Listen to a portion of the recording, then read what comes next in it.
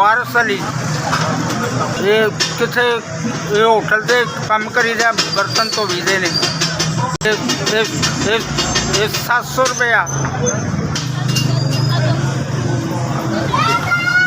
ये बच्चे को नहीं होए।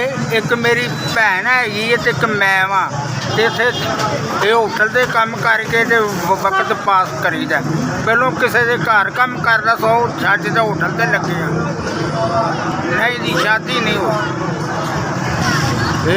नहीं।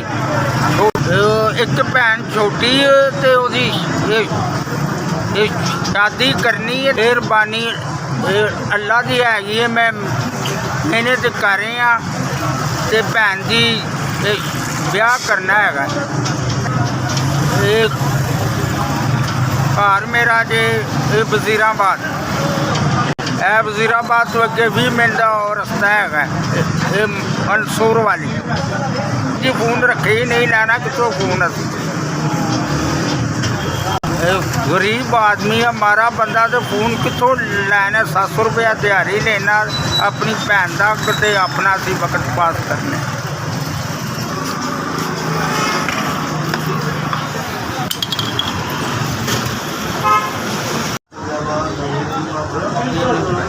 चार